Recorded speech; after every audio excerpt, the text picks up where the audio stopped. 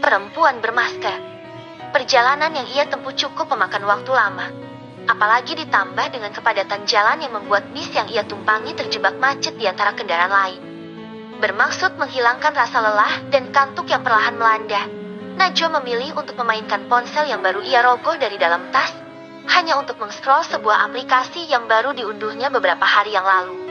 Entah mengapa ia sudah mulai bosan menonton drakor semenjak opa kesayangannya berangkat wamil wajib militer.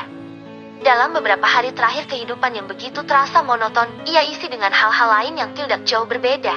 Sudah tentu masih berkaitan dengan ponsel. Salah satu kegiatan barunya adalah membuka aplikasi Tinggi Katok yang sangat viral belakangan ini. Tentu saja seperti orang lain di luar sana, ia suka sekali melihat konten dari berbagai content creator.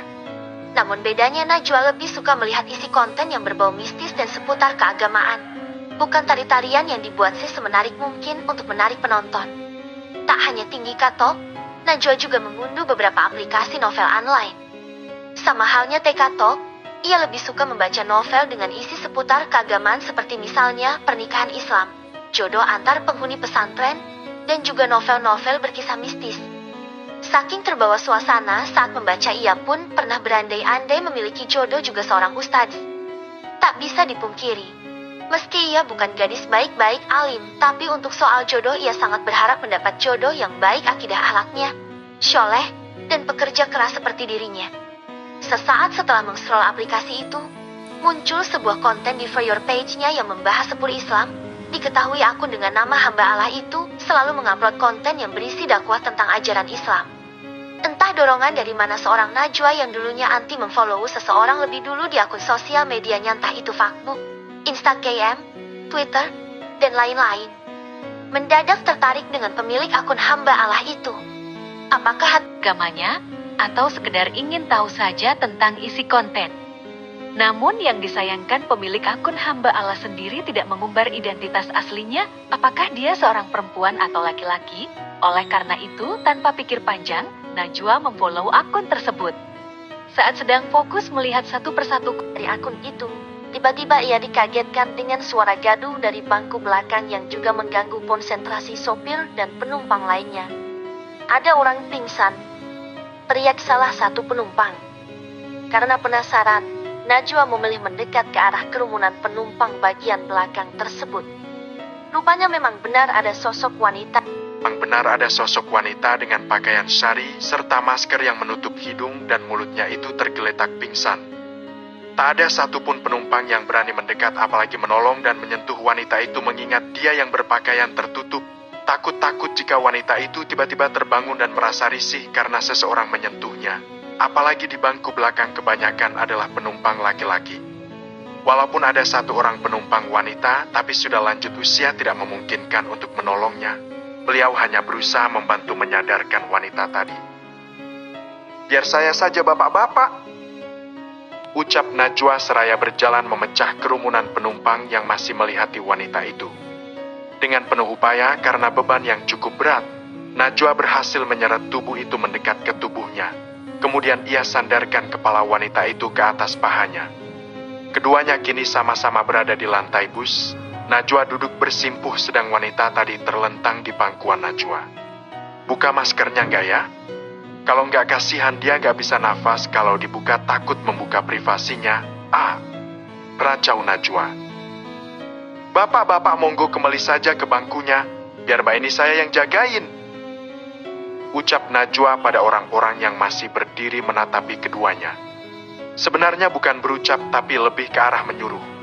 Sebab Najwa sudah tidak tahan dengan tatapan orang-orang yang berbeda dari tadi. Pasalnya tatapan itu bukan tatapan yang dikatakan turut prihatin atau khawatir pada wanita ini, namun lebih ke tatapan mata yang cenderung genit pada Najwa. "Baik, turun mana?" tanya kernet bis pada Najwa. "Juangan mas," ucap Najwa singkat. "Oh, Juangan sudah hampir nyampe kok mbak." Setelah para laki-laki itu kembali ke bangkunya masing-masing, Najwa pun memaksakan diri untuk membuka masker pada wanita itu. Lama-lama ia tidak tega, takut jika wanita itu tak bisa bernafas dengan lancar. Setelah masker terbuka, Najwa berusaha menyadarkan wanita itu. Berkali-kali Najwa menepuk-nepuk pipi wanita tersebut agar sang empunya segera sadar. Alhasil tak lama kemudian akhirnya wanita itu sadar. Terlihat sekali wajahnya yang masih pucat serta tubuh yang masih terlihat lemah. Saya di mana?" ucapnya terbata. "Anda masih di bus, Mbak? Kalau boleh tahu Mbaknya turun mana?" tanya Najwa ramah. "Giwangan." "Oh, kebetulan saya juga Giwangan, Mbak. Oh ya, maaf sebelumnya saya lancang buka masker Mbak tadi. Sekarang apa Mbak masih merasa ada yang sakit?" Tidak apa-apa, Mbak. Justru saya yang berterima kasih Mbak sudah mau menolong saya. Sebenarnya masih terasa pusing sih, Mbak. Gak tahu kenapa tadi tiba-tiba saja penyakitku kambuh," ucap wanita itu sungkan. Gitu ya, Mbak? Kalau gitu apa perlu saya antar ke klinik dulu mungkin setelah turun nanti?" "Hah? Apa tidak merepotkan Mbaknya, Di?" "Tidak, Mbak. Kebetulan saya nyantai. Saya bisa sekalian antar Mbak pulang kalau mau. Tapi maaf, saya sendiri tidak tahu daerah Jogja. Saya orang Solo, Mbak. Biar nanti saya antar pakai taksi online." "Terima kasih ya, Mbak," ucap tulus wanita itu. Tak berselang lama, bis pun singgah di terminal Giwangan. Dan sesuai janji, Najwa mengantar wanita itu ke klinik kecil yang tak jauh dari terminal. Selang 1 jam kemudian mereka pun keluar dari klinik. Kondisi wanita tersebut sudah terlihat jauh lebih baik. "Oh iya, Mbak, kenalkan namaku Aisyah, biasa dipanggil Ais." "Mbak sendiri siapa?" Ya Ais, aku Najwa."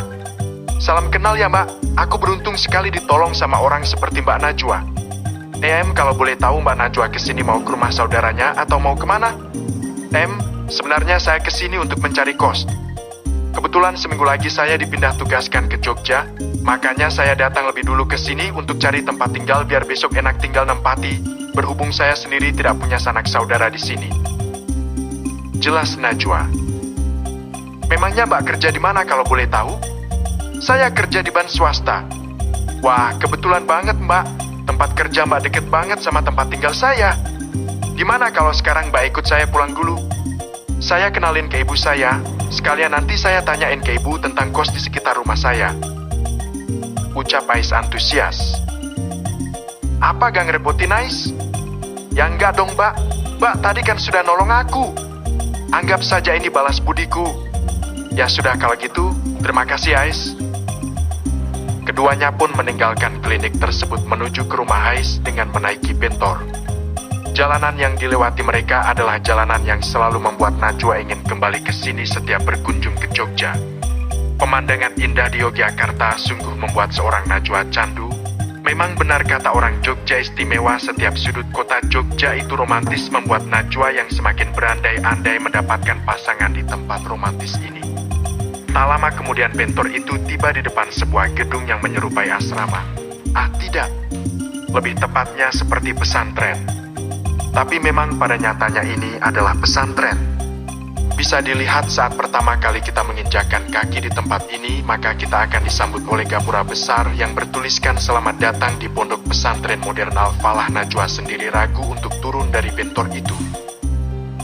"Mbak, ayo turun," ajak Ais. "Kakakmu gak salah, Ais. Kita turun di pesantren." "Iya, Mbak, di sini tempat tinggalku. Coba deh Mbak lihat ke sana. Bukankah itu kantor Mbak yang baru?" jawab Ais seraya menunjuk ke arah seberang pesantren yang tak terlalu jauh. Memang benar di sanalah tempat kerja baru Najwa. "Kakakmu nyantri di sini, Ais?" tanya Najwa yang terlihat masih ragu. Tanpa menjawab, Ais hanya tersenyum. Kemudian ia lebih dulu berjalan berharap Najwa juga membuntutinya. Mengunjungi rumah teman baru.